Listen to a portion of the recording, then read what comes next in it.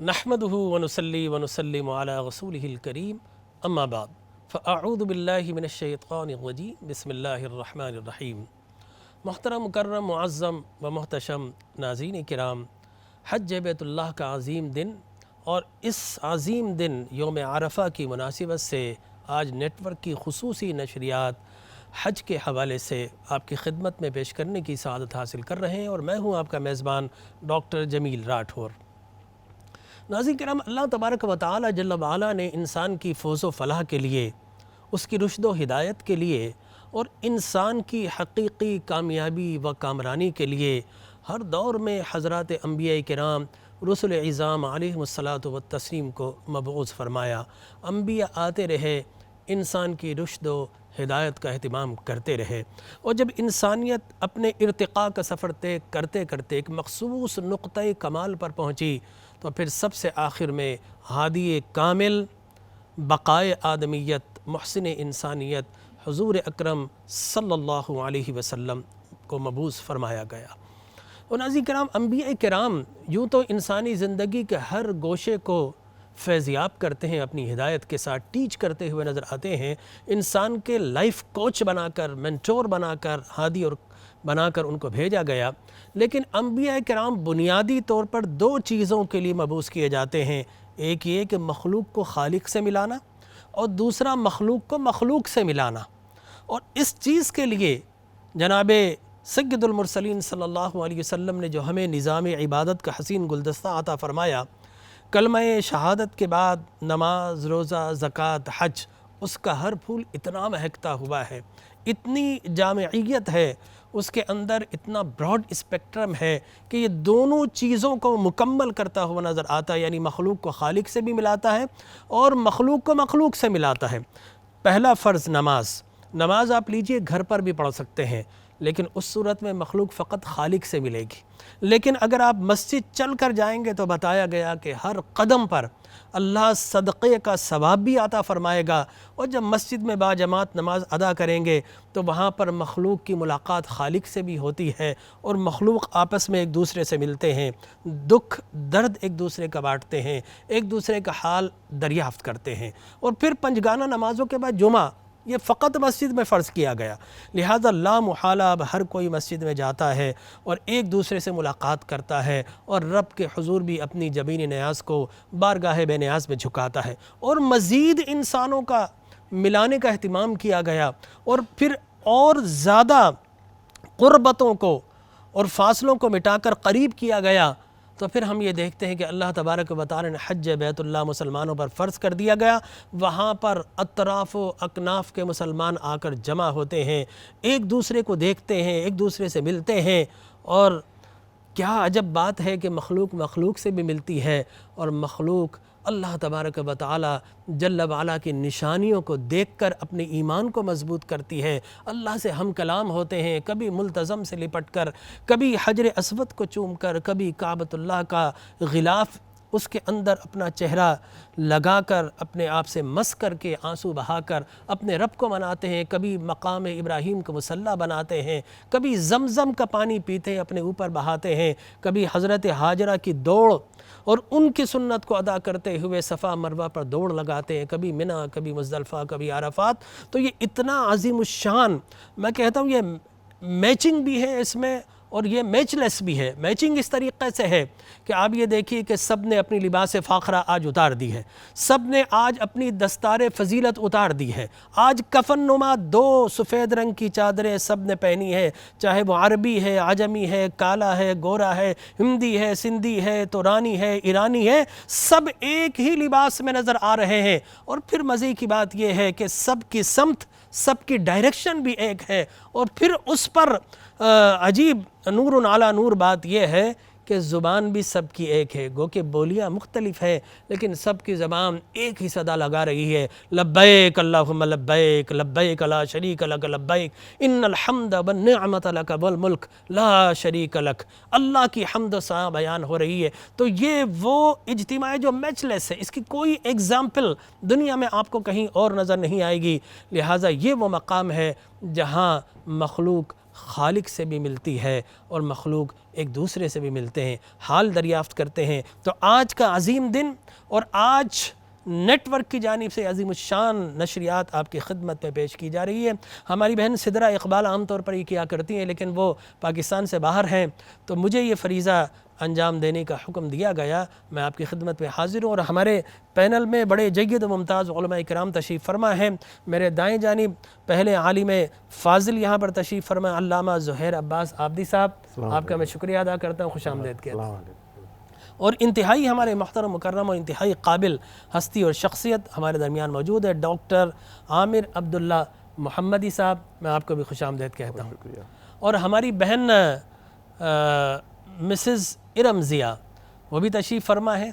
یقینی طور پر وہ بھی آپ کو حج بیت اللہ کی برکتوں کے متعلق ضرور معلومات عطا فرمائیں گی، اور خاص طور پر وہ بہنیں جو کہ چاہتی ہیں کہ ہماری جیسی خواتین ہی ہماری رہنما بنے، تو یقینی طور پر ہم نے مسز ارم ضیاء صاحب کو مدعو کیا ہے۔ میں تمام اپنے مہمانان گرامی قدر کا شکریہ ادا کرتا ہوں۔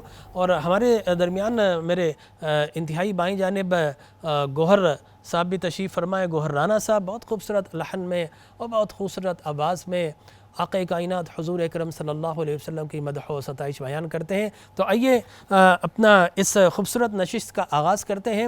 حج بیت اللہ یوم عرفہ، علامہ صاحب میں چاہوں گا ہمارے ناظرین کو وہ بتائیے، ایک تو وہ ہے جو حج بیت اللہ میں آج یوم عرفہ میں اللہ کے حضور وقوف کرنے کی سعادت حاصل کریں گے، لیکن اس کے ساتھ ساتھ جو اطراف و اکناف عالم میں مسلمان موجود ہیں، آج کے دن کی عظمتوں سے وہ کس طرح فائدہ اٹھا سکتے ہیں؟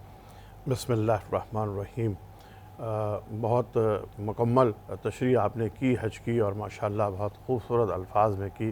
واقعی یہ ایک ایسی عبادت ہے کہ جہاں انسان سارا سال یا ساری زندگی دنیا کی آسائشوں میں اور دنیا کی نمائشوں میں الجھا ہوتا ہے، وہاں پروردگار اسے یہ احساس دلاتا ہے کہ تمہیں جب میری بارگاہ میں آؤ گے تو یہ سب چھوڑ کر، وہ لباس، وہ حسین، وہ رنگین، وہ قیمتی، وہ سب چھوڑ کر ایک ہی لباس میں تم نے میری بارگاہ میں آنا ہے۔ تو یہ جس کے لیے تم اپنی زندگی صرف کر رہے ہو پوری، یہ خیال کر لو کہ یہ عارضی ہے، یہ چھوڑنا ہے تمہیں۔ تو اس کے لیے تم اللہ کو نہ بھول جاؤ، اس کے لیے اپنے حقوق کو نہ بھول جاؤ، اس کے لیے تم اپنے فرائض کو نہ بھول جاؤ، اور اس کے لیے انسانوں کو نہ بھول جاؤ تم کسی کو۔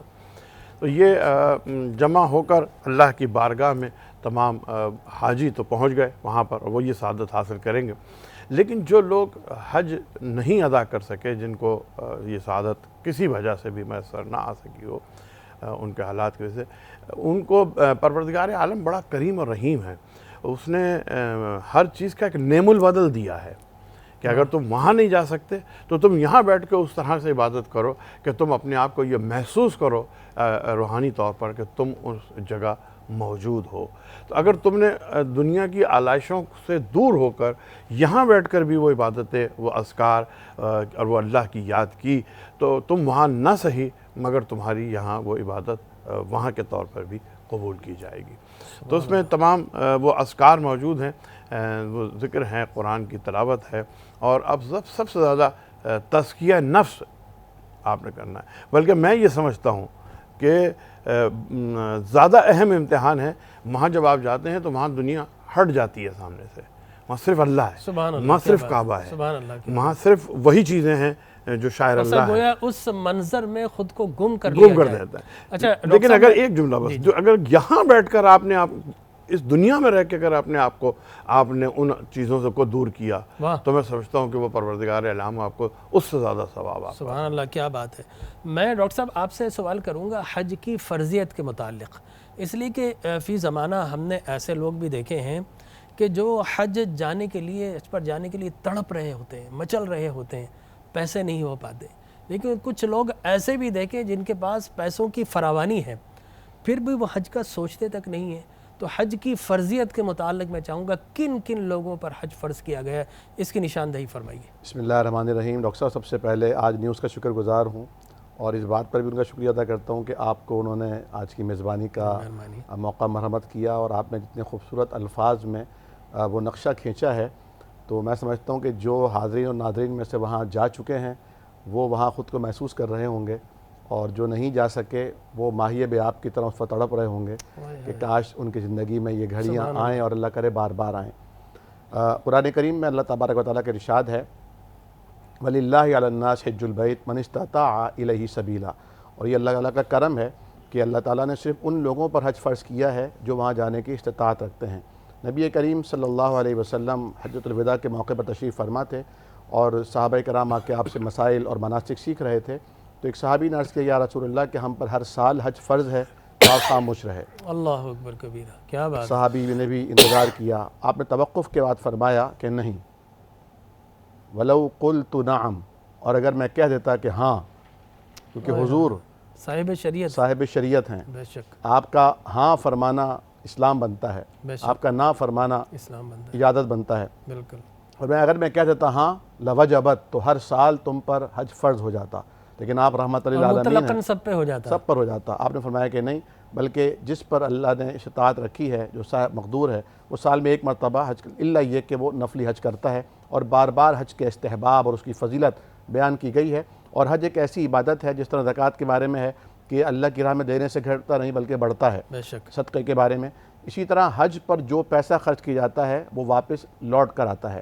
تو وہ لوگ جو حج پر نہیں جاتے یا سوچتے بھی نہیں ہیں، حضرت عمر فاروق رضی اللہ تعالیٰ عنہ فرماتے ہیں کہ جو استطاعت کے باوجود حج نہیں کرتے اور حج کے لیے نہیں جاتے، انہیں اللہ تعالیٰ کو پرواہ نہیں ہے کہ وہ یہودی ہو کر مریں یا نصرانی ہو کر مریں۔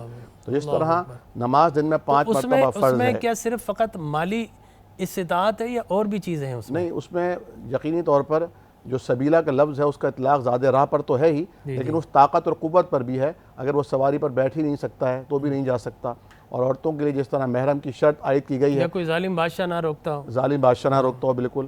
تو اس وقت تو میں سمجھتا ہوں کہ دنیا کے جو ایک بڑا حصہ ہے وہاں الحمدللہ یہ کنڈیشن نہیں ہے۔ ابھی پروگرام شروع ہونے سے پہلے بھی یہ بات ہو رہی تھی کہ کتنے ایسے لوگ ہیں کہ جو وہاں رہتے ہیں اور اس کے باوجود بھی وہ ان کو یہ سعادت نہیں مل رہی ہوتی۔ تو میں سمجھتا ہوں کہ اس کے لیے تڑپ ہونا ضروری ہے، دعا ہونا ضروری ہے، اور یہ جو تڑپ ہے یہ اللہ تبارک و تعالیٰ ہی پیدا اچھا، میں ماشاءاللہ بڑا خوبصورت آپ نے بیان فرمایا۔ مسز ضیاء، میں آپ کی طرف آنا چاہتا ہوں، یہ پوچھنا چاہتا ہوں، دیکھیے حج فقط مردوں پر فرض نہیں کیا، اللہ تبارک و تعالیٰ نے خواتین پر بھی اسی طریقے سے حج فرض کیا، لیکن ہم نے یہ دیکھا ہے کہ بعض اوقات وہ جو ہاؤس وائفز ہوتی ہیں اکثر ہمارے یہاں پاکستان میں، تو ان کے پاس اپنا مال نہیں ہوتا، ٹھیک ہے نا، ان کے پاس زیور ضرور ہوتے ہیں، تو میاں صاحب بولتے ہیں چلے میں جا رہا ہوں حج پر، تمہیں بھی لے جاؤں۔ تو ایسی صورت میں میں مفتیان کرام سے بھی سوال لے کے جاؤں گا کہ وہ حج فرض کہلائے گا، نفل کہلائے گا، لیکن میں چاہوں گا یہاں پر خواتین کو ضرور بتائیے آپ کہ خواتین کو حج کے اندر کن کن چیزوں کو ملحوظ خاطر رکھنا چاہیے، اور وہ جوش، وہ جذبہ، وہ تڑپ، وہ کسک، وہ کیسی ہونی چاہیے؟ اعوذ باللہ من الشیطان الرجیم، بسم اللہ الرحمن الرحیم۔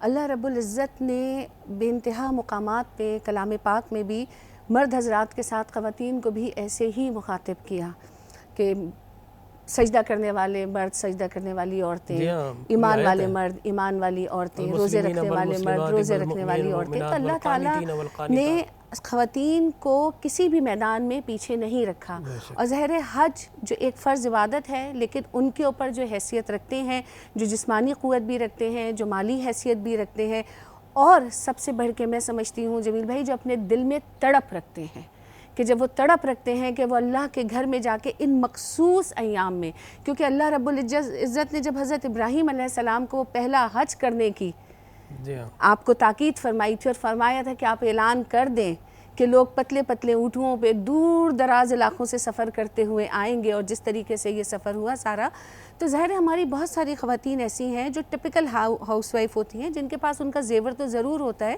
لیکن ان کے ظاہر ہسبینڈ جو ہوتے ہیں وہ ماشاءاللہ اتنا اچھا ارن کر رہے ہوتے ہیں کہ وہ اپنے ساتھ ساتھ اپنی بیوی کو بھی بیت اللہ شریف کا جو حج ہے اچھا، اس کی بہترین صورت یہ نہیں ہو سکتی کہ بیوی کو پیسے دے دی جائے کہ تم اس کی مالک ہو، ٹھیک ہے نا، اب میں حج پہ جا رہا ہوں، تم بھی جانا چاہتی ہو تو چلو، تو یہ بڑا اچھا ہو جائے، یہ بھی اچھا ہو جائے گا۔ اور اگر وہ اپنی بیوی کو یہ تحفہ دیتے ہیں کہ میں چاہتا ہوں، میری خواہش ہے کہ ہم دونوں ایک ساتھ حج پہ جائیں، تو سوچیں کہ اس عورت کے لیے جو دل میں خواہش رکھتی ہے، تڑپ رکھتی ہے، اور اپنے شوہر کے ساتھ وہ اللہ کے حضور پیش ہو اور وہاں پہ سجدہ ریز ہو، تو اس سے بڑا تو انعام اور اکرام کوئی ہو نہیں سکتا. یا جن کے شوہر نہیں ہوتے پھر اچھا ان کے صرف بیٹے جلدی سے یہ ایک بتا کرتے. دیجیے، ہمیں وقفے پہ جانا ہے جی. کہ خواتین کا ظاہر ہے کہ لباس کے معاملے میں کوئی ان کے اوپر پابندیاں نہیں ہیں، لیکن کیا ایسا نہیں ہونا چاہیے کوئی اچھی سی عبا پہن لیں خواتین، جس سے ایک بالکل ان کے اعضاء ان کے سارے، تو میں نے دیکھا بہت ساری خواتین ایسی بھی ہوتی ہیں، کچھ ایسی ہوتی ہیں جو ہیٹ لگا کر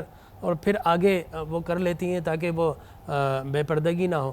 تو اس کے متعلق کیا خواتین کو آپ تعلیم فرمائیں گے؟ دیکھیں جو احرام کا ایک پورا مسئلہ ہے کہ ظاہر چہرہ تو حج میں آپ نہیں ڈھانپ سکتے، تو مستقل جو ایک آپ کے بال ہوتے ہیں وہ کور ہونے چاہیے، خوشبو نہیں ہونی چاہیے، لباس آپ کا ڈھیلا ہونا چاہیے جو آپ کے لیے آرام دہ بھی ہونا چاہیے، کیونکہ اللہ تعالیٰ نے عورت کے لیے جو احکامات نازل کیے ہیں، جب آپ اللہ کے گھر میں موجود ہوتے ہیں تو اس کو اسی طریقے سے. اور میں سمجھتی ہوں کہ لباس میں سادگی ضرور ہونی چاہیے، بہت زیادہ پرنٹڈ اور شوخ رنگ ایسے نہیں ہونے چاہیے.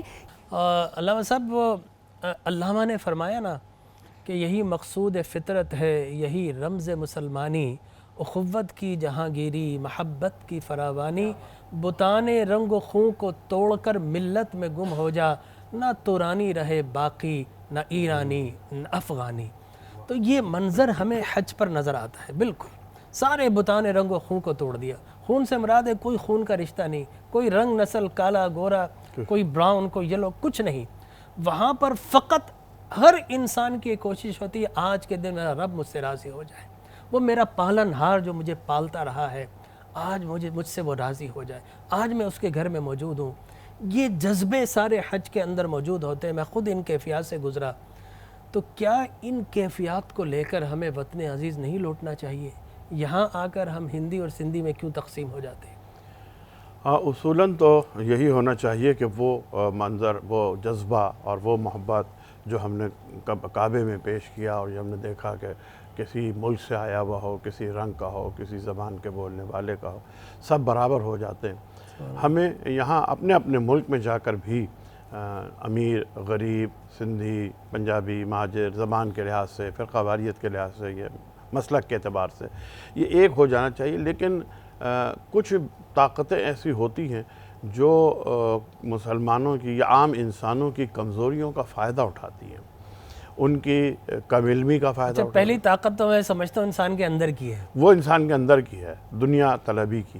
لیکن چونکہ ہمارے یہاں آپ کو پتہ ہے کہ طبقاتی نظام بھی ہے، اور طبقاتی نظام میں یہ ہوتا ہے کہ جو ایک طبقہ حاکم رہنا چاہتا ہے وہ یہ چاہتا ہے کہ عوام الناس جو ہے وہ کبھی ایک نہ ہونے پائے. وہ اگر اس کا شعور جاگ گیا، اس نے ہم سے سوال کر لیا تو بڑی مشکل ہو جائے گی. میں آپ کے پاس آؤں گا ڈاکٹر صاحب.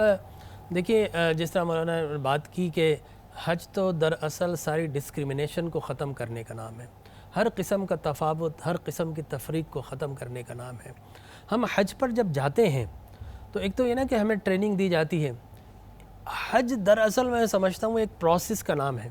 جب آپ اس میں داخل ہو جاتے ہیں تو خود بخود ایک سیل رواں ہے، ایک سمندر ہے جو ایک مخصوص ڈائریکشن میں چل رہا ہوتا ہے. میں چاہتا ہوں کہ ہمارے ناظرین کو حج بیت اللہ انسان جب کر لیتا ہے اس کو کیا کیا اللہ ایوارڈز اور ریوارڈز دیتا ہے، اس پہ روشنی ڈالیے. ڈاکٹر صاحب آپ نے بالکل درست فرمایا. نبی کریم صلی اللہ علیہ وسلم نے فرمایا ہے کہ جب کوئی انسان حج کرتا ہے اور وہ حج مبرور ہوتا ہے، یعنی ہر قسم کی غلطیوں سے، گناہوں سے، کبیرہ صغیرہ سے بچا ہوا ہوتا ہے، اور اس کا مقصود صرف اور صرف اللہ رب العالمین کی رضا کا حصول ہوتا ہے، اور نبی کریم ہر لمحہ یہ کوشش کر رہا ہوتا ہے کہ میرے سرکار نے حج کیسے کیا تھا، آپ نے وقوف کیسے کیا تھا، آپ نے اس موقع پر کون سی دعائیں کی تھیں، آپ کب مزدلفہ گئے تھے، مینا میں آپ کی کیا ایکٹیویٹی تھی، یعنی سنت کے مطابق کرنے کی کوشش کرتا ہے. تو ایسی، اور پھر صبر. دیکھیں نا، امام ابو حنیفہ، امام اعظم رحمہ اللہ فرماتے ہیں کہ جتنی عبادات ہیں وہ سب اللہ نے حج میں یکجا کر دی ہیں. یعنی نماز جو انسان کی ایک عبادت ہے وہ بھی حج میں موجود ہے، روزہ جو بدنی عبادت ہے وہ بھی موجود ہے، زکوٰۃ جو مالی عبادت ہے وہ بھی حج میں موجود ہے، اور جہاد جیسی عبادت جس میں مشقت ہے وہ بھی حج میں موجود ہے. بے شک. اور اللہ کے حبیب نے فرمایا، مرکب ہے، اور اللہ کے حبیب نے تو یہاں تک فرمایا کہ یہ عورتوں کا جہاد ہے، ضعیفوں کا جہاد ہے. تو اگر کوئی حج کر لیتا ہے تو وہ حج کرنے کے بعد ایسے پاک صاف ہوتا ہے گویا اس نے دنیا میں آج ہی آنکھ کھولی ہے. پچھلی ساری غلطیاں، کوتاہیاں سب کا کفارہ بن جاتا ہے.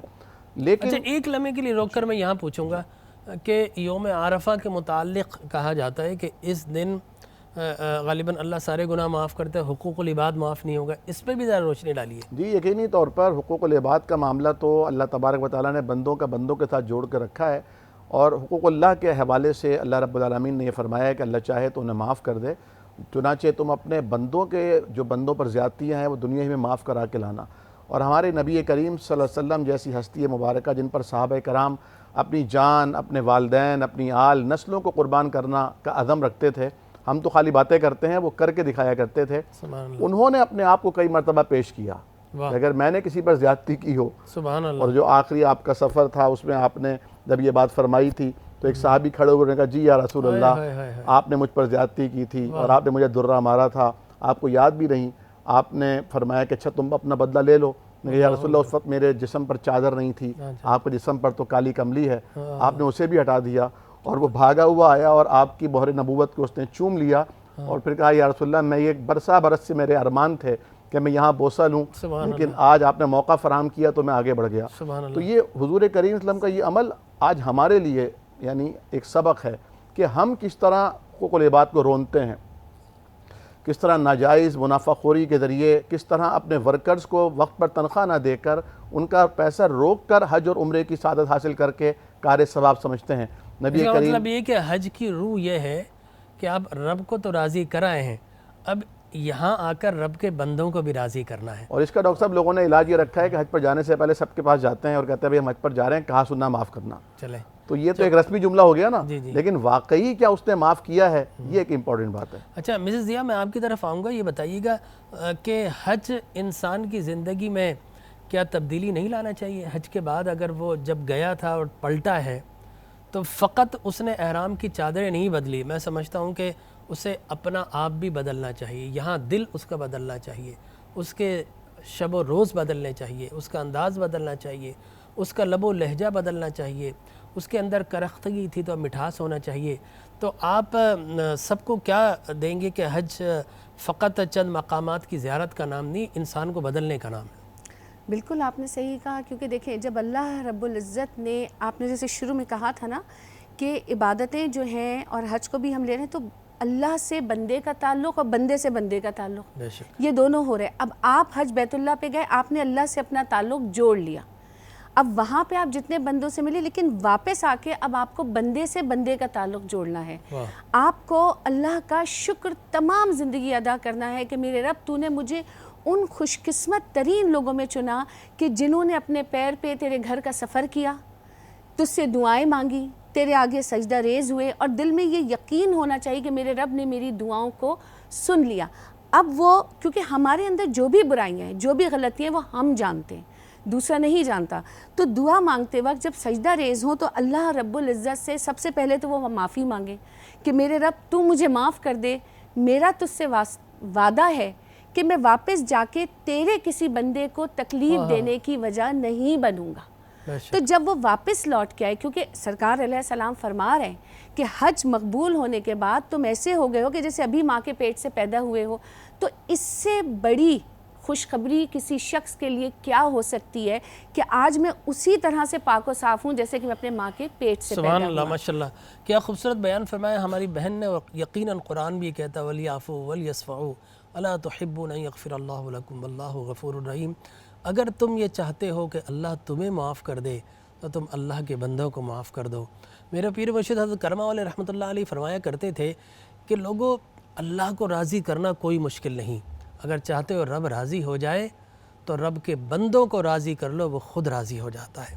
تو حج یہ بہترین موقع ہے کہ ہم وہاں سے رضا لے کر آئیں، ساری دشمنیاں ختم کر کے آئیں، سارے فرق مٹا کر آئیں، اور بے شک ہم بندہ بن کر آئیں خدا کا، اور رسول بن اور غلام بن کر آئیں رسول کا، تو یقیناً یہی جوہر حج ہے۔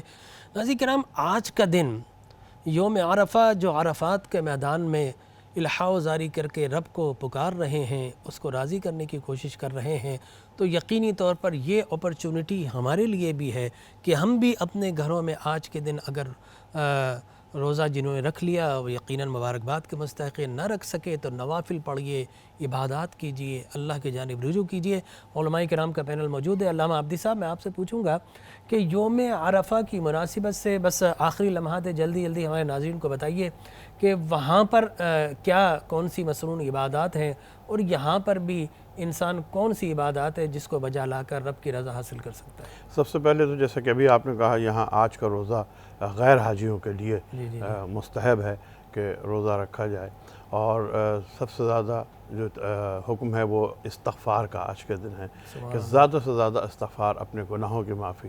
اور استغفار کا مطلب یہ نہیں ہے کہ صرف آپ کہیں کہ بس اللہ مجھے معاف کر دے، یا کوئی تسبیح پڑھ لیں استغفر اللہ ربی، بلکہ انسان اپنے دل سے اپنے پروردگار کی بارگاہ میں ان گناہوں کی معافی جو اس سے ہو گئی ہیں کہ پروردگار انہیں معاف بھی فرما، اور تو ہی آئندہ کے لیے میری ہدایت فرما کہ میں ان گناہوں سے بچا رہوں، میں کمزور انسان۔ ڈاکٹر صاحب آپ بھی بتائیے گا، استغفار تو جیسے ہے کہ آپ نے لیکن فرمایا انسان کہ ہزاروں ارمان لے کے جاتا ہے۔ مبارکباد کے حقدار ہیں وہ لوگ جو الحمدللہ جنہوں نے آج کے دن روزہ رکھا، کیونکہ حضور نے فرمایا کہ یکفر السنۃ الماضیہ والباقیہ، جو لوگ وہاں ہیں ان کے لیے تو پسندیدہ نہیں ہے، آپ نے منع فرمایا، لیکن جو لوگ باہر ہیں ان کے لیے یہ بہت ہے کہ 1 سال پچھلے اور 1 سال اگلے گناہوں کا کفارہ ہے۔ اور علامہ ابن رجب حنبلی رحمہ اللہ کا ایک بہت خوبصورت قول ہے، فرماتے ہیں کہ جو حج پر نہیں جا سکے اگر اپنے گھر پر ہیں تو یہیں پر ابراہیم علیہ السلام کا طریقہ اختیار کریں۔ انہوں نے ہر قسم کے بتوں سے تعلق توڑ کر اللہ سے تعلق جوڑا تھا۔ جو کعبہ کے قریب نہیں آئے وہ رب کعبہ کے قریب آ جائیں، اور جو یہاں جو قربانی وہاں نہیں کر پا رہے یا یہاں بھی جن کی حیثیت نہیں ہے، وہ اپنی خواہشات نفس کی اور انا کی قربانی دے کر اس قربانی کا مقام حاصل کرنے کی کوشش کریں۔ خوبصورت قربانی ہے ماشاءاللہ۔ تو یہ قربانی کے لمحات ہیں، آپ کیا فرمائیں گے مسز ضیاء صاحب؟ ایک شعر پہلے پڑھوں گی کہ میرا اس شہر عداوت میں بسیرا ہے جہاں لوگ سجدوں میں بھی اوروں کا برا سوچتے ہیں۔ تو اس وقت جو وہاں ہیں ان کو بھی چاہیے کہ وہ اپنے ساتھ ساتھ دوسروں کے لیے دعا کریں، کیونکہ جب آپ دوسرے کے لیے دعا کرتے ہیں تو اللہ فرشتے آپ کے لیے دعا کرتے ہیں۔ تو جب فرشتے اللہ سے دعا کرتے ہیں تو سوچیں اللہ رب العزت وہ دعا تو رد کرتے ہی نہیں، دعا تو کوئی بھی رد نہیں ہوتی۔ اور جو ہم یہاں موجود ہیں، کیونکہ یہ 10 دن اگر آپ وہ عبادات نہیں کر سکے، کیونکہ جیسے ابھی سب نے فرمایا، سرکار علیہ السلام نے فرمایا کہ اللہ کو پورے سال کی کوئی عبادت اتنی محبوب نہیں جتنی ان 10 دنوں کی ہے، کہ صحابہ نے پوچھا کہ یا رسول اللہ جہاد فی سبیل اللہ بھی نہیں؟ آپ نے فرمایا جہاد فی سبیل اللہ بھی نہیں سوائے ان لوگوں کے کہ جو اپنی جان اور مال لے کے جائیں اور پھر کچھ بھی واپس نہ آئیں۔ تو اگر نہیں کر سکے تو اگلے سال کی نیت ضرور کریں، اور آج کا جو دن ہے وہ سب سے پہلے تو اپنے دل کو صاف کر لیں، اپنی اناؤں کے بتوں کو اپنے ہاتھوں سے توڑ دیجئے، اللہ رب العزت سے معافی مانگیے، اپنے لیے دعاؤں کا اہتمام کیجئے، اپنی اولاد کے لیے کیجئے۔ کیونکہ دیکھیں جمیل بھائی، ہم اپنی اولادوں کے لیے، میں ایک ماں کی حیثیت سے ہمیشہ بات کرتی ہوں، بہت پریشان ہوتے ہیں کہ خدا نہ خواستہ ہمیں ہو گیا، کچھ ہو گیا تو ہمارے بچوں کا کیا ہوگا؟ کیا کبھی ہم یہ سوچتے ہیں کہ ہمارے بچے جب اس دنیا سے جائیں گے تو ان کا کیا ہوگا؟ تو اپنے بچوں کے بہتر مستقبل کے لیے اللہ سے دعا مانگیے، ان کی نیک اور سیدھی راہ پہ چلنے کے لیے اللہ سے دعا مانگیے، اور قربانی کی جو اصل روح ہے اس کو اپنے بچوں میں پیدا کیجیے، اور کل کے دن جب یہاں قربانی ہو تو خدا کے واسطے میں یہی کہوں گی کہ یہ بھی بہت بڑی عبادت ہے کہ غریبوں تک ان کا حق ضرور پہنچائیں۔ بہت شکریہ، بہت شکریہ۔ ہمارے پینلسٹ موجود تھے، علامہ عبدی صاحب، علامہ محمدی صاحب اور مسز ارم ضیاء صاحبہ۔ ناظرین کرام، یہ انشاءاللہ نشریات جاری رہے گی، ہمارا پینل کچھ دیر کے بعد تبدیل ہوگا، لیکن میں یہاں پر بتاتا چلوں کہ جس طرح ہمارے علماء کرام نے آج کی جو گفتگو کا نچوڑ ہے، جو سمری ہے، وہ یہ ہے کہ حج دراصل رب کو راضی کرنے کا نام ہے، اپنے سابقہ گناہوں سے بخشش و مغفرت مانگنے کا متقاضی ہے، اور اس کے ساتھ ساتھ حج خود کو بدلنے کا بھی تقاضا کرتا ہے۔ انانیت کے بتوں کو، تکبر کے تفاخر کے بتوں کو، ہر قسم کی عصبیت، لسانیت، رنگ و نسل، اور پھر اللہ کی وحدانیت کا جب لبیک اللہم لبیک کہہ کر اس کی وحدانیت کے اقرار کرتے ہیں، رب تیرے جیسا کوئی نہیں، نہ تیری ذات میں شریک، نہ تیری صفات میں شریک، اے اللہ ہم تیرا تصرف، تیرا قبضہ، تیری قدرت، تیری ندرت، تیری اولیت، تیری ابدیت کا اقرار کرتے ہیں، تو توحید کا پیکر بن کر آئیں اور انسانیت کا پیکر بن کر آئیں۔ پھر ہمیں بتانے کی ضرورت نہ پڑے کہ ہم مسلمان ہیں، دور سے دیکھنے والا یہ کہہ دے کہ یہ نبی کا غلام جا رہا ہے، یہ مسلمان جا رہا ہے۔ یہی میں سمجھتا ہوں کہ حج کا مقصد اور اللہ کو مطلوب ہے۔ دعا کیجئے انشاءاللہ اللہ تبارک و تعالی جل وعلا ہمارے سارے حجاج کرام کو اس سے بھی بڑھ کر عظمت، فضیلت و برکت عطا فرمائے۔ علامہ مسعودی صاحب، میں آپ سے یہ سوال کرنا چاہوں گا کہ حج کے فضائل کے ساتھ ساتھ جو روح حج ہے، جو اصل حج ہے، جو جوہر حج ہے، اس پر روشنی ڈالیے کہ ایک مسلمان جب حج پر جائے تو اس کی کیا کیفیات ہونی چاہیے۔ اس لیے کہ ہم نے دیکھا یہاں پر حج گروپ باقاعدہ ٹریننگ کرواتے ہیں، تصاویر دکھاتے ہیں، فلمیں دکھاتے ہیں، لیکن میں ان سے کہتا ہوں یہ ضرور سیکھیے، لیکن جو کسک، جو جذبہ، جو تڑپ اور جو چاہت، جو خواہش لے کر جائیں گے، وہ میں جب پہلی مرتبہ جا رہا تھا دل میں میٹھی میٹھی کسک پیدا ہوتی تھی۔ میں سمجھتا ہوں کہ وہی جو ہے انسان تڑپ اور کسک کے ساتھ جائے تو وہی اصل حج ہے۔ میں چاہوں گا اس پر روشنی ڈالیے۔ اعوذ باللہ من الشیطان الرجیم، بسم اللہ الرحمن الرحیم، وبہ نستعین وہو خیر ناصر ومعین، الحمدللہ رب العالمین، والصلاة والسلام علی رسولہ الکریم وآلہ الطاہرین واصحابہ المنتخبین۔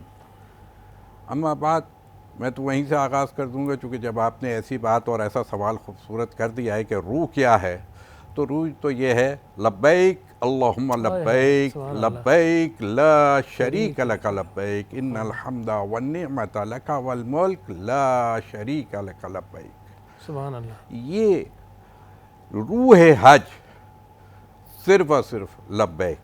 واہ۔ جیسے آپ ہر جگہ اللہ اکبر کی تکبیریں بلند کرتے ہیں، حج کی پہچان لفظ لبیک ہے۔ واہ۔ کیا معنی ہے اس لبیک کا؟ حاضر، حاضر۔ اللہ اکبر، کیا واقعاً میں حاضر ہوں؟ سبحان اللہ۔ بس یہی چیز روح ہے۔ اگر تم نے اپنے وجود کو، اپنی روح کو بارگاہ خداوند عالم میں اگر حاضر کر لیا سبحان تو اللہ۔ سمجھ لو تم حاجی ہو۔ اور اگر میں اپنے جسم کو تو حاضر کر سکا، میری روح کہیں اور، میرا جسم کہیں اور، میں طواف میرا جسم تو کر رہا ہو لیکن میری روح کسی اور باتوں کو سوچ رہی ہو۔ آج کل کے جیسے آپ نے جس چیز کی طرف اشارہ کیا، کیا میری ساری کنسنٹریشن طواف کے وقت کس بات کی طرف ہے؟ موبائل کی طرف ہے۔ اللہ اکبر۔ اب میں موبائل دیکھ رہا ہوں، اور موبائل پہ میں کعبے کو کم دیکھ رہا ہوں، موبائل کو زیادہ دیکھ رہا ہوں، اور موبائل کو بھی دیکھ کے ڈائریکٹ لائیو کر رہا ہوں کہ جی کیا ہے، گھر والے بھی دیکھ رہے ہیں، ہم بھی دیکھ رہے ہیں ان کو، وہ ہمیں دیکھ رہے ہیں۔ یہاں میں کعبۃ اللہ کو دیکھنے کے لیے آیا تھا، لیکن کیا ہے، میں ابھی دنیا سے باہر نہیں آ سکا۔ مجھے یہاں مشقت تھی، مجھے یہاں پہ استطاعت کے حوالے سے بھی میں یہ کہوں گا کہ جی ہاں، مال کی استطاعت ہے، جسم کی استطاعت ہے، اور ان سب چیزوں کے لیے ایک مشقت ہے۔ آپ جمع کرتے ہیں، ایک زحمت اٹھاتے ہیں تو حج انجام پاتا ہے، اور اس مشقت میں آپ اپنے گھر کو چھوڑتے ہیں، اپنی آل اولاد کو چھوڑتے ہیں، اپنے گھر والوں کو چھوڑتے ہیں، دوست احباب کو چھوڑتے ہیں، کاروبار کو چھوڑ کر کے خدا کے لقاء اللہ کے لیے آپ کا سفر بیت اللہ کی طرف ہوتا ہے۔ اور وہ کس لیے؟ لبیک اللہم لبیک۔ ڈاکٹر صاحب، میں آپ کی طرف آؤں گا، یہ بتائیے گا جس طرح علامہ مسعودی صاحب نے بڑا خوبصورت منظر کشی فرمائی حج کی کہ حج کی روح کیا ہے، میں آپ سے پوچھوں گا کہ انسان فقط مغفرت پانے کے لیے جاتا ہے حج پر، یا پھر اپنے آپ کو بدلنے کے لیے جاتا ہے؟ ان مناظر کو دیکھ کر کعبۃ اللہ کا مقام کیا ہے، حجر اسود کی کیا اہمیت ہے، مقام ابراہیم کی کیا اہمیت ہے، اور زمزم کتنا مقدس ہے، میں چاہوں گا ان جو مناسک حج تو ہیں لیکن مقامات حج، اس پر آپ گفتگو کیجیے ذرا۔ بسم اللہ الرحمن الرحیم۔ سب سے پہلے تو یہ کہ ہمیں یہ سوچنا چاہیے کہ اللہ رب العالمین سے زیادہ وفا اور کسی کے پاس نہیں ہے۔ انت صاحب الوفاء والحق۔ اور اللہ تعالیٰ نے حضرت ابراہیم علیہ السلام کو جو ڈیوٹی لگائی، اور ابراہیم علیہ السلام اپنی بیوی اور شیرخوار بچے کو جس طرح بے آب و گیا سرزمین پر چھوڑ کر آئے، تو آج دیکھیے کہ وہ جگہ کتنی آباد ہے، اور ساری دنیا سے لوگ وہاں کشا چلے آتے ہیں، اور جو نہیں جا پاتے وہ ساری زندگی ارمان اپنے دل میں جوا رکھتے ہیں کہ ہم وہاں کسی طرح پہنچ جائیں۔ تو اللہ رب العالمین کسی کا احسان اور کسی کی محنت کو حقارت نہیں جانے دیتا۔ ان اللہ لا یضیع اجر المحسنین۔ حضرت ابراہیم علیہ السلام اور ان کی زوجہ محترمہ حضرت اسماعیل علیہ السلام کا صفا مروہ پر جو سعی کرنا تھا، حضرت ابراہیم علیہ السلام کا بیت اللہ کے پاس اس مقام پر نماز پڑھنا تھا، واتخذوا من مقام ابراہیم مصلی، اللہ نے رہتی دنیا تک اسے جائے نماز بنا دیا۔ اور پھر جب وہ اس کی دیواروں کو اٹھا رہے تھے تو اللہ تعالیٰ نے اسے ساری کائنات کے انسانوں کے لیے مرجع خلائق بنا دیا۔ اب وہ جو مقام ہے بیت اللہ ہے، ایک طرف تو یہ ہے کہ وہ بیت اللہ اللہ تبارک و تعالیٰ کی تجلیات کا مرکز و محور ہے، اسی کی سیدھ پر بیت المعمور ہے جہاں 70,000 ملائکہ صبح اور شام کو طواف کرتے ہیں، اور جو ایک مرتبہ کر لے اس کی قیامت تک دوبارہ باری نہیں آتی۔ یہاں تو کئی لوگ کئی بار بھی جا کر طواف کرتے ہیں، عمرے کرتے ہیں، حج کرتے ہیں۔ تو اللہ تعالیٰ کو کمی تو نہیں ہے اپنے عبادت گزار بندوں کی، وہ انسان نہیں تو فرشتے ہوتے ہیں، اور اگر ہم جیسے نہیں ہوں گے تو اللہ ہمیں ہٹا کر دوسری مخلوق کو لا کے بسائے گا۔ لیکن سوچنے کی بات یہ ہے کہ حضور کریم نے کعبۃ اللہ کو دیکھ کر کہا تھا کہ کعبہ تو بڑا محترم اور بڑا مشرف ہے، لیکن اللہ کے نزدیک ایک مومن کی عزت تجھ سے بھی بڑھ کر ہے۔ سبحان اللہ۔ تو اگر کعبۃ اللہ کو کے چکر تو ہم لگا رہے ہیں، لیکن ہم اللہ تعالیٰ کے بندوں کو چکر دے کر وہاں کے چکر لگا رہے ہیں، تو یہ چکر کیسے مقبول ہوں گے؟ وہ خاص طور پہ حجر اسود میں زد و کوب کرتے اور ہوئے، پھر نبی کریم صلی اللہ علیہ وسلم جیسی چکر رہ جائے گا، مقدر کا چکر ہوگا، طواف نہ ہوگا۔ صحیح فرمایا، نبی کریم صلی اللہ علیہ وسلم جیسی ہستی بابرکت کہ اگر آپ ایک اشارہ بھی فرماتے کہ مجھے حجر اسود کا بوسہ لینا ہے، کہ ایک دفعہ آپ ہی نے حجر اسود کی تنصیب فرما کر وہ جنگ و جدل کے ماحول کو رفع فرما دیا تھا، تو صحابہ کرام دو رویا قطار بنا کے کھڑے ہو جاتے، لیکن آپ نے خود استلام فرمایا۔ یہ دکھانے کے لیے کہ آج کے دن اسے بوسہ دینا افضل نہیں ہے، جب اجدہام ہو، جب کثرت عوام ہو، تو آج کے دن لوگوں کی رعایت کرنا افضل ہے۔ اس پر اللہ تعالیٰ تمہیں اجر و ثواب سے نوازے گا، بگرنہ اگر کسی کو موقع مل جائے تو خوش نصیبی کی بات ہے کہ اللہ کے حبیب نے فرمایا کہ قیامت کے دن حجر اسود کی آنکھیں بھی ہوں گی، زبان بھی ہوگی، اور یہ چومنے والوں کو اور استلام کرنے والوں کو پہچان بھی رہا ہوگا، اور اللہ تعالیٰ کے یہاں گواہی بھی دے رہا ہوگا۔ اور یہ تو وہ مقام ہے کہ جہاں دھکے دینا تو بہت دور کی بات، ادب کا ایسا مقام کہ حدیث شریف میں آتا ہے کہ جس نے اس کو بوسہ دیا یا استلام کیا، گویا اس نے اللہ رب العالمین سے مصافحہ کیا۔ اٹس ٹو مچ، یعنی تصور لرز جاتا ہے۔ تو اب اگر ہم یہ دیکھتے ہیں کہ نبی کریم صلی اللہ علیہ وسلم مصافحہ ادب سے کیا جاتا ہے، ادب سے کیا جاتا ہے، اور ادب اگر ادب زندگی سے نکل گیا تو پھر تو سب کچھ ہی ختم ہو گیا نا۔ حضرت امام بخاری حدیث لے کر آتے ہیں ادب المفرد میں اپنی کتاب میں، الدین کلہ ادب، دین تو سارا کا سارا مینرز کا نام ہے، ادب کا نام ہے۔ مسعودی صاحب، زید اشرفو، میں آپ سے ہی سوال کرنا چاہتا ہوں کہ دیکھیں، ایک تو ہم جیسے گناہگار حج کرتے ہیں، لیکن ہم انسپائر ہوتے ہیں، کسی سے سیکھتے ہیں کہ ہمارے شیخ نے، ہمارے بزرگ نے، ہمارے اسلاف نے کس طرح حج کیا، اور عام طور پر جب ہم لوگوں سے حج کی نشست کے اندر متعارف ہوتے ہیں تو ہم یہی تعارف کرواتے ہیں اوپر سے لے کے نیچے تک۔ تو میں آپ سے یہ پوچھنا چاہوں گا کہ حضرات اہل بیت اعظام رضوان اللہ تعالیٰ علیہ مجمعین، ان کی حج کے موقع پر کیا کیفیت ہوا کرتی تھی؟ امام زین العابدین، امام حسن، حضرت علی، دیگر اصحاب نے کس طرح حج کیا؟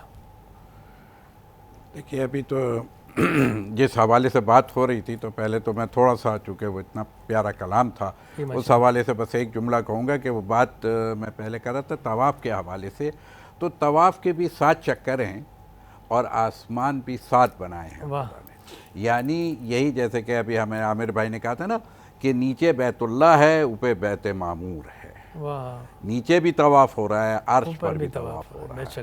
تو یہ طواف میں ایک چیز خداوند عالم نے قرآن میں بار بار اس چیز کی طرف اشارہ کیا، وَمَنْ دَخَلَهُ كَانَ آمِنًا، یعنی در تو بند ہے خانہ کعبہ کا، خدا دعوت دے رہا ہے تو اس کو تو کھلا ہونا چاہیے، کہا نہیں، جسم طواف کرے، روح کعبے میں پہنچاؤ۔ اگر تم اپنی روح کعبے تک پہنچا گئے تو ومن، تمہارا وجود کعبے میں آ جائے، جس کا وجود کعبے میں آ جائے تو پھر اس کے لیے حضرت ابراہیم کے حوالے سے خداوند عالم نے جب یہ قواعد، جیسے کہ یہ دیواریں تعمیر ہو گئیں، تو پھر احدنا الی ابراہیم و اسماعیل ان طہر بیتی للطائفین والعاکفین والرکع السجود۔ خداوند عالم نے، دیکھیں یہاں ایک بڑا باریک نکتہ بھی ہے، چونکہ جب آپ نے آل رسول کے حوالے سے تو اجداد رسول بھی تو ذرا سا سامنے رکھنا ہے نا، کیا بات ہے۔ تو بہرحال میں کہوں گا کہ اجداد رسول کا طریقہ بھی یہ تھا کہ جب خداوند عالم نے خود یہ دے دیا کہ کعبہ تعمیر ہو گیا، ہم اور آپ یہ سمجھتے ہیں کہ ہمیں اور آپ کو کعبہ پاک کرتا ہے، ہم اور آپ اپنے گناہ پاک کرانے جاتے ہیں، لیکن جو صاحب کعبہ ہوتے ہیں، بیت تک جاؤ گے تو تمہارے گناہ پاک ہو جائیں گے، صاحب بیت تک جاؤ گے تو معراج پاؤ گے۔ واہ، کیا بات ہے، کیا تو بات ہے۔ یہ صاحب بیت تک جانا ہے۔ صاحب بیت کون ہے؟ کہ جس نے تعمیر کیا خانہ کعبہ کو، جو بناتا ہے وہی تو اس کا مالک ہوتا ہے.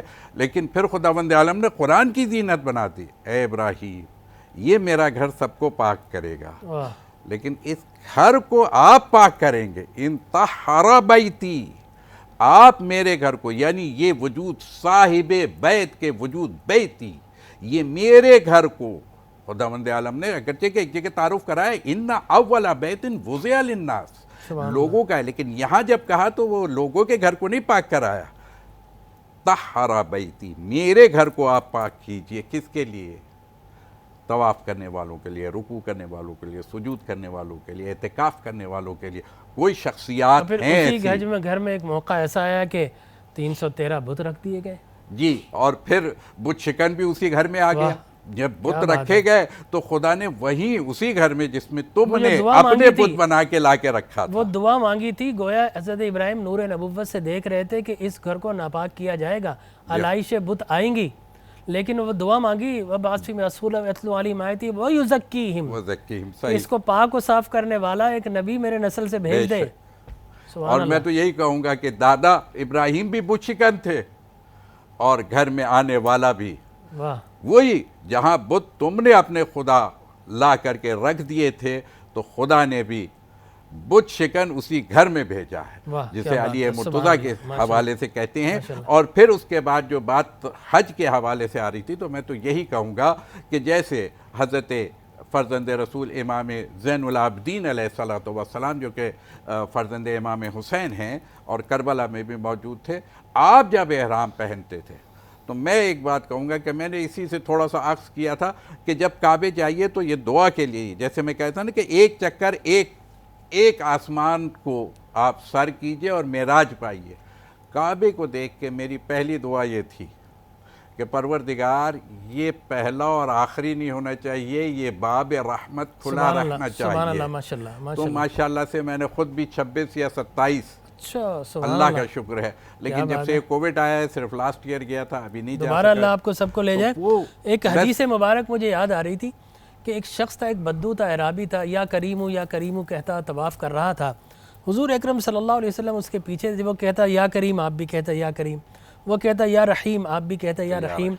تھوڑی دیر کے بعد اس نے پلٹ کر دیکھا اور کہا کہ اے روشن چہرے والے, اے اونچے قد والے, تو میری نقل اتار رہا ہے.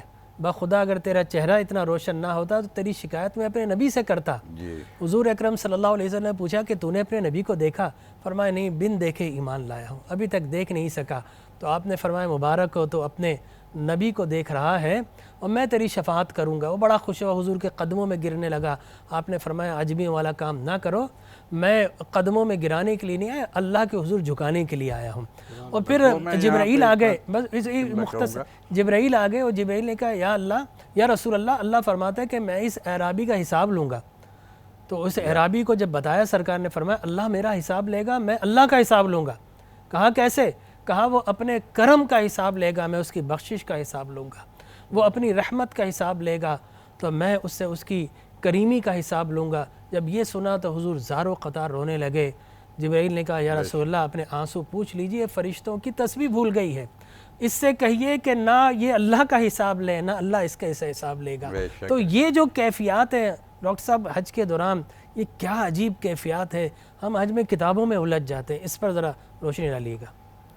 اللہ اکبر. اصل تو یہی ہے نا کہ انسان اللہ تبارک و تعالیٰ کو اپنے دل سے پکارے.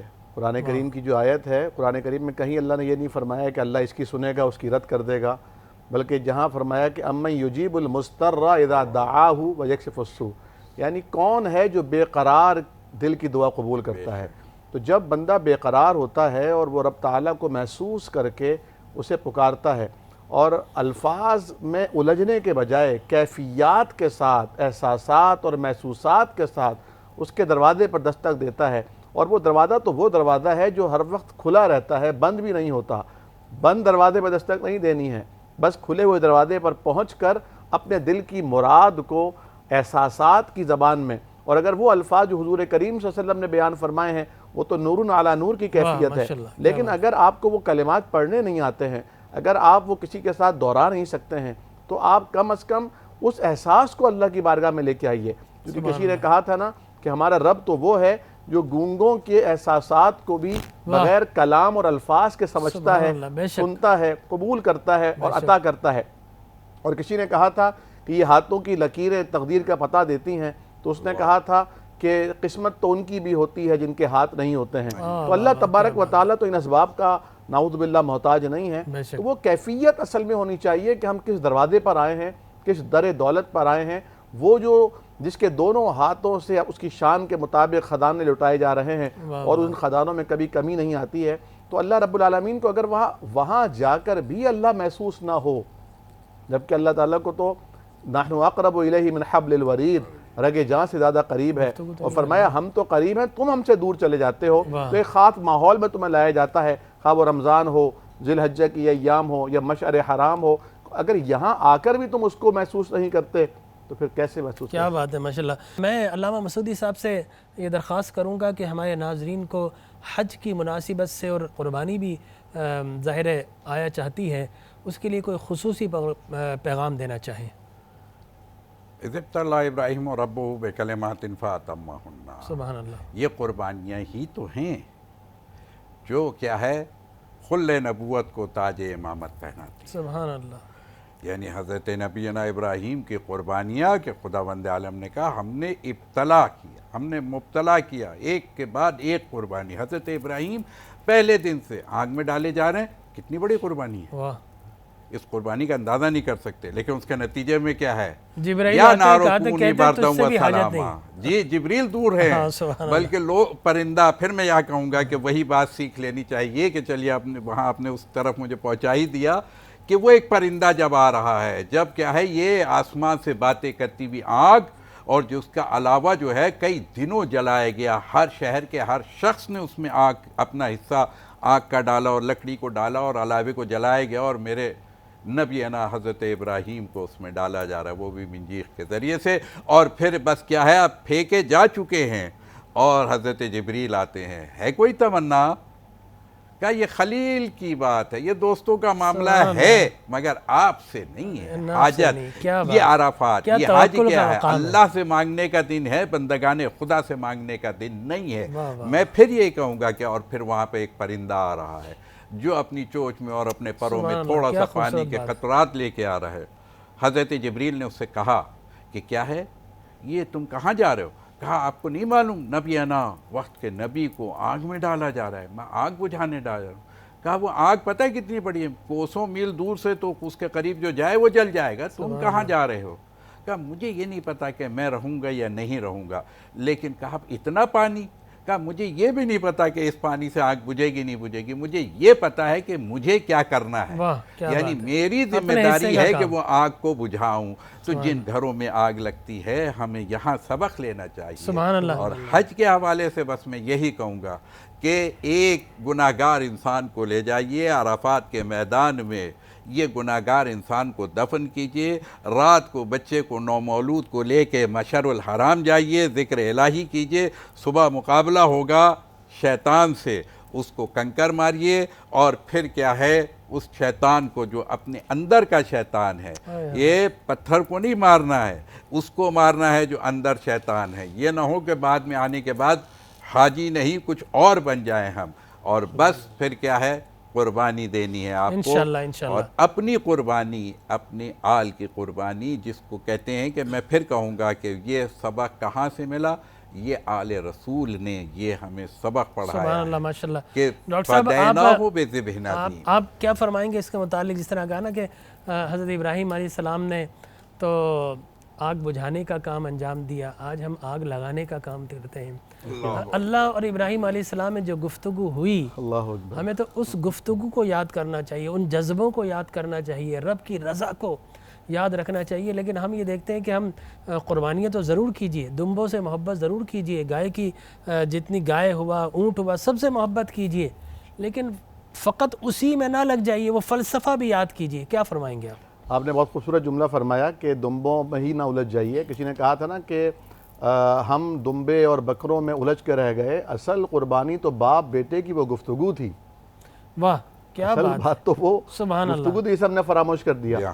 اور دیکھیے جہاں تک حضرت ابراہیم علیہ السلام کی بات ہے، وہ یقین کی دولت سے مالا مال تھے اور ہم یقین سے محروم ہیں۔ اقبال کہتے ہیں کہ یقین مثل ابراہیم آتش نشینی، واہ یقین اللہ مستی خود گزینی، سن اے تہذیب حاضر کے گرفتار، غلامی سے بدتر ہے بے یقینی۔ ہم بے یقینی کا شکار ہیں۔ جو ہو ابراہیم کا ایمان ایمان پیدا پیدا، آگ آج کر بھی سکتی ہے انداز گلستان پیدا۔ سبحان میں عرض کروں گا ڈاکٹر صاحب کہ ایک بزرگ نے، ایک صاحب نے ایک بزرگ سے کہا کہ حضرت میری بڑی خواہش ہے کہ میں حج کروں، عمرہ کروں، لیکن نہیں جا پاتا۔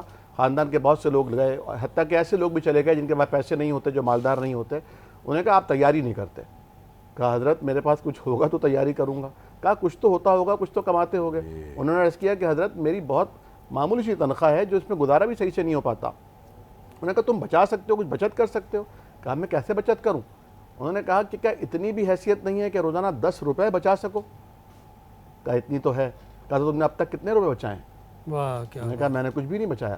کہا ایک گلک بناؤ، باکس بناؤ، تم جتنا اب تمہارے بس میں ہے وہ کر لو، واہ کیا بات ہے۔ پھر وہ اللہ کرے گا جو اس کے بس میں ہے۔ ہاں ہاں سب کچھ اسی کے بس میں۔ سبحان اللہ۔ تو آپ اسباب اختیار کیجئے، اللہ جو مسبب الاسباب اچھا ہے وہ جلدی اسباب سے خود بخود ایک کریٹ کر دے کوشچن ہے، گا۔ اس کا جواب دے دیجئے۔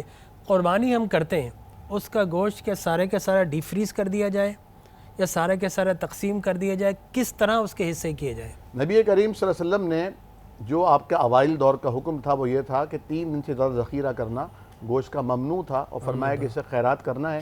اور جب آپ نے فرما دیا ممنوع ہے تو اس کا مطلب ہے کہ جو ذخیرہ کرے گا وہ گناہگار ہوگا۔ بے شک۔ پھر جب مسلمانوں میں کشائش آ گئی اور مسلمانوں میں ایک الحمدللہ مالداری آئی، تو آپ نے فرمایا کہ اب جو چاہے خیرات کرے، جو چاہے ذخیرہ کرے، کھاؤ پیو، کوئی اس میں ایشو نہیں ہے۔ لیکن جو افضل ہے بہرحال وہ یہی ہے کہ اپنے قربانی کے جانوروں کے 3 حصے کر دیے جائیں، ایک حصہ اپنے استعمال کے لیے رکھا جائے، ایک رشتہ داروں میں تقسیم ہو اور ایک فقراء کو دیا جائے۔ کیا بات ہے، یہاں میں ایک جملہ عرض کروں گا کہ دیکھیے ہمارے یہاں ایکسچینج ہوتا ہے، یعنی آپ کی قربانی ہوئی، میرے یہاں بھی ہوئی، 6 کلو کا 5 کلو کا ایک تھیلا آپ کی طرف سے ہمارے گھر آ گیا، اور ہمارے گھر سے 5 کلو کا تھیلا آپ کے گھر چلا گیا۔ یا سمدھیانوں میں جو بکروں کی رانیں ہیں وہ ایکسچینج ہوتی ہیں۔ اس کے بجائے اس رسم کو ختم کر کے ان کے ہاں گوشت پہنچانا چاہیے جن کے ہاں گوشت نہیں پہنچتا، تاکہ جن کے ہاں گوشت نہیں پہنچا، جو قربانی کی اہلیت نہیں رکھتے، استطاعت نہیں رکھتے، ان کے ہاں بھی آج گوشت پک جائے۔ بے شک۔ اور دیکھیں نا پچھلی امتوں میں تو قربانی کر کے خود استعمال نہیں کر سکتے تھے۔ فرمایا نا کہ احلت لی الغنائم، رسول مکرم صلی اللہ علیہ وسلم کے لیے مال غنیمت اور قربانی کو حلال کیا گیا۔ خود اللہ کی راہ میں قربان کرتے ہیں، خود ہی کھا لیتے ہیں۔ تو میں یہ سمجھتا ہوں فقراء یتامہ مساکین کو ضرور دینا چاہیے اور زیادہ حصہ ان کا ہونا چاہیے۔ میں تمام اپنا حضرات گرامی قدر علماء کرام کا شکریہ ادا کرتا ہوں، مسعودی صاحب آپ کا، ڈاکٹر محمدی صاحب آپ کا، سلیم صاحب آپ کا، اور ناظرین کرام سب سے بڑھ کر آپ سب کا شکریہ کہ آپ نے اس خصوصی نشریات کو ملاحظہ کیا۔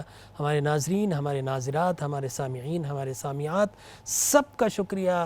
یہ ہم نے بھی سیکھا، آپ نے بھی سیکھا، اور اس کی اسپرٹ فقط یہی تھی کہ ہمیں اللہ کی جانب رجوع کرنا چاہیے اور اپنے آپ کو بدلنے کی کوشش کرنا چاہیے۔ اگر اس کان سے سنا، اس کان سے نکال دیا تو پھر ہم نے کچھ بھی حاصل نہیں کیا۔ کوشش یہ کرنا چاہیے یہاں سے سن کر دل میں اتاریں، اور دل اگر سنور گیا، قلب اگر سنور گیا تو پورا قالب سنور جاتا ہے۔ یہ چھوٹا سا حصہ بدل گیا تو یقین جانیے آپ کے سارے اعضاء بدل جائیں گے۔ یہی مقصود حج ہے۔ اللہ تبارک و تعالی جن لوگوں نے اس نشریات میں حصہ لیا، ہمارے کیمرہ مین، ہمارے پروڈیوسرز، ہمارے جتنے بھی کمیونیکیشن کے لوگ اور جتنے بھی اس نیٹ ورک کے آنرز ہیں، اور پھر جتنے علماء کرام یہاں پر تشریف فرما ہوئے، اللہ تبارک و تعالی سب کو بے پناہ معجور فرمائے، سب کو اجر و ثواب عطا فرمائے، حجاج کرام کے حج کو اللہ مقبول فرمائے،